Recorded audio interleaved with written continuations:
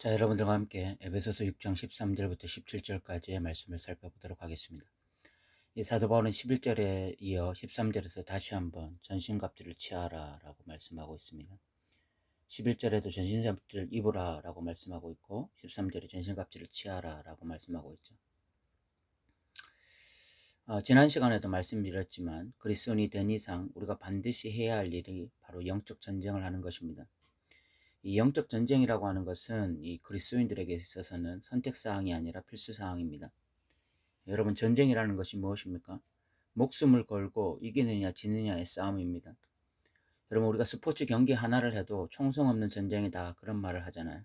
특히 국가 대항전이면 얼마나 치열합니까? 그런데 이 그리스도인의 영적 전쟁은 그 정도 수준이 아닙니다. 사느냐 죽느냐의 문제인 것입니다. 그래서 전신갑주를 취하는 것은 필수적인 것입니다. 이 전쟁에서 살아남기 위해서, 이 전쟁에서 승리하기 위해서 반드시 전신갑주는 취해야 하는 것입니다. 그러나 너무나 아쉽게 이 영적 전쟁을 하지 않는 그리스도인들이 너무나 많습니다. 그들은 자신이 하나님의 백성된 것에 대해서는 이 철석같이 믿고, 그래서 주일날 예배하기도 하고 교회에서 봉사도 합니다. 그런데 이 영적 전쟁에 대해서는 너무나 무감각하고 너무나 무지한 그런 그리스도인들이 많습니다. 이 전신갑주를 취하는 것은 선택사항이라고 생각하는 것 같습니다. 그런데 이것이 얼마나 심각한 일인지 모르는 것 같아요. 왜냐하면 그리스도인이 되었다고 하는 것은 자신이 인지하지 않아도 이미 전쟁 속에 들어와 있는 것입니다. 사탄의 목표는 하나입니다. 그 사람이 그리스도인답지 않게 사는 것입니다. 영적 전쟁에서 패배하여 이 빛과 소금으로 사는 것이 아니라 남은 여생 패잔병으로 하나님 나라를 위한 어떤 꿈도 꾸지 않고 살아가는 것입니다. 저는 실질적으로 이렇게 신앙에 대해서 완전한 열의를 상실하고 그냥 그리스도인의 명목이라는 그 그리스도라는 이름의 그 명목만을 유지하면서 살아가는 그리스도인들을 너무나 많이 보고 있습니다. 보고 있고 지금도 보고 있습니다.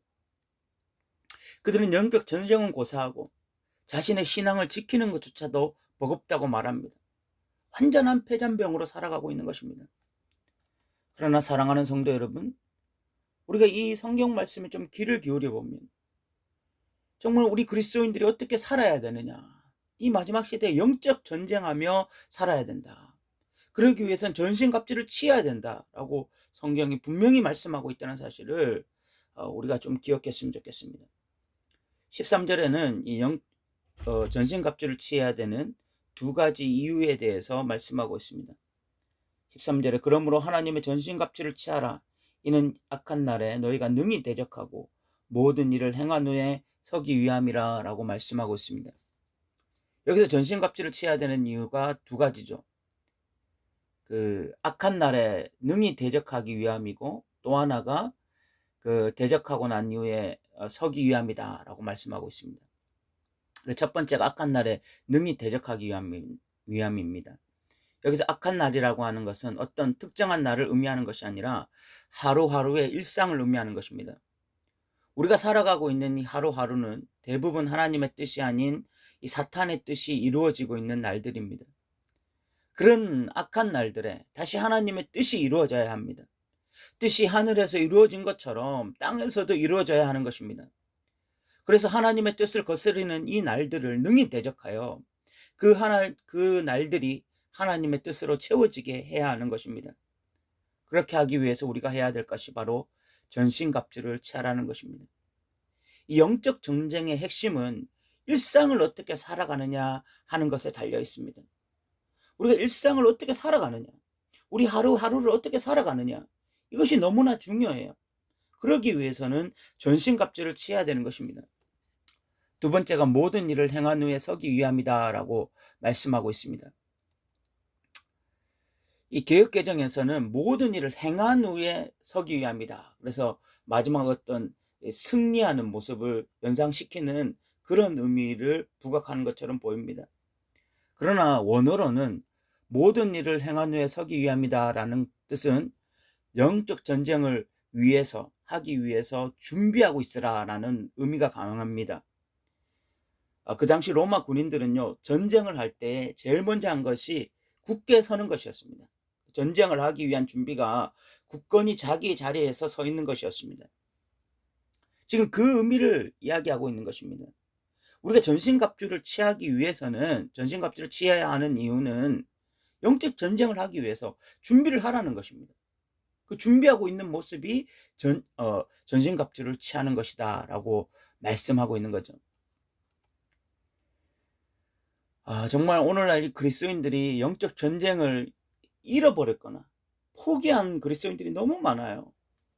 그럼 오늘 우리가 이 말씀을 통해서 정말 지금 우리는 영적 전쟁을 준비하는 자들로서 다시 전신갑주를 취하는 자들이 되었으면 좋겠습니다. 그리고 이 14절부터 17절까지는 전신갑주에 대해서 말씀하고 있습니다. 우리가 전신갑주를 취하라 라고 했으니까 그 전신갑주를 어떻게 취해야 되는지 6가지로 이야기하고 있습니다. 첫 번째가 진리로 허리띠를 띠라 라고 말씀하고 있죠. 14절에 보면. 여기서 진리라는 것이 무엇인지 여러 가지 의견이 있습니다. 그런데 이사야 11장 5절에 보면 메시아는 공의로 허리띠를 신고 성실로 몸의 띠를 삼는 분이라고 말씀하고 있습니다. 여기서 성실이라는 단어가 이 진리라는 단어와 동일한 단어입니다. 사도 바울이 만약에 이사야 11장 5절에서 이 성실이라는 단어를 진리라는 단어로 사용했다면, 그러면 여기서는 성도들의 진실성을 바로 진리로 허리띠를 띠라라는 것으로 우리가 보면 됩니다. 칼빈도 진리의 허리띠를 성도들의 거짓 없는 진실한 마음이라고 해석했습니다. 에베소서 4장 25절에서는 이웃에게 거짓을 버리고 진실을 말하라 라고 말씀하고 있습니다. 이 영적 전쟁에서 첫 번째가 진리로 허리띠를 띠는 것인데, 여기서 진리로 허리띠를 띈다는 것은 바로 성도들이 이 땅에서 진실하게 살아야 된다는 것입니다. 정직하게 살아야 된다는 것입니다. 오늘날 이 편법과 거짓이 판을 치는 세상 아닙니까? 세상 어디를 가도 편법과 속임수가 다 있습니다.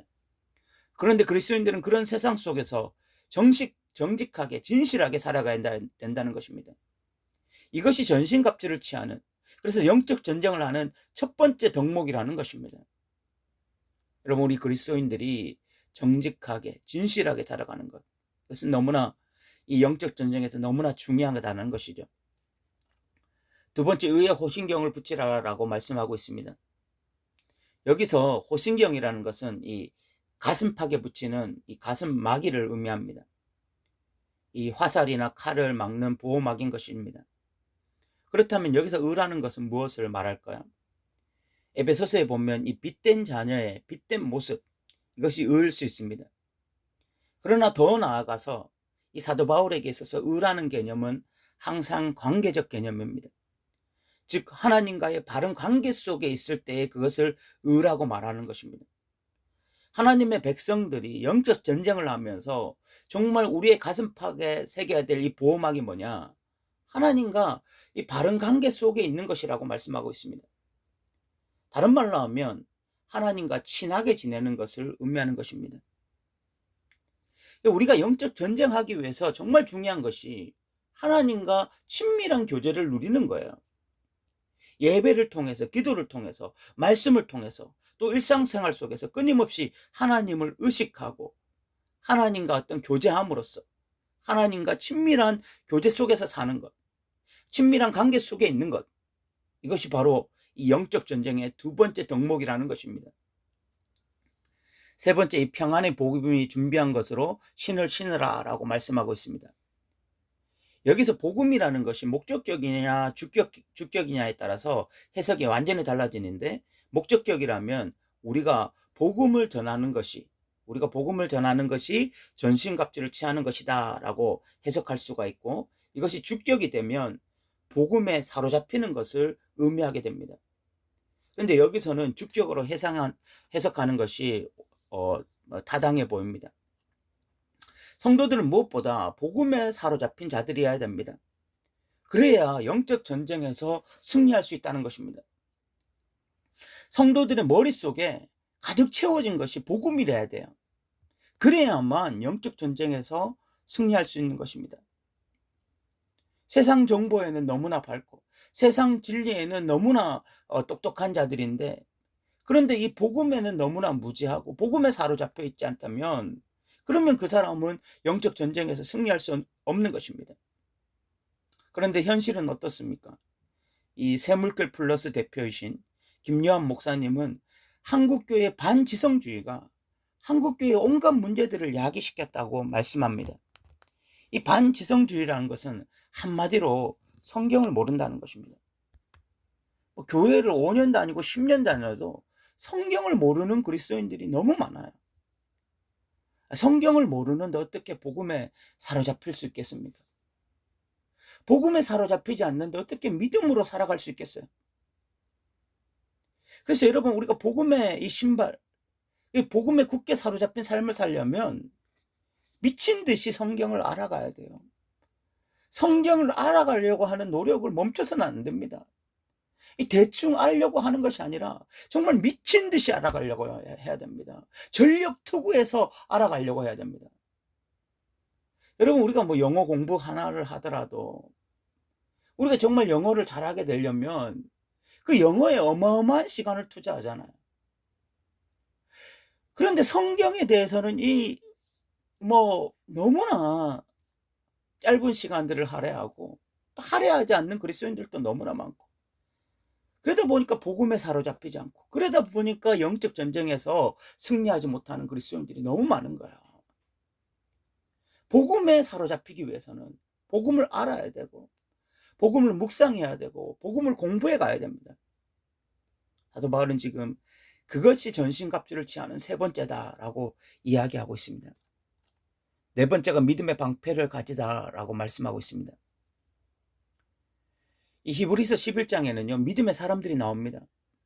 그들에게 현실은 믿음을 지키기에는 너무나 가혹한 현실이었습니다.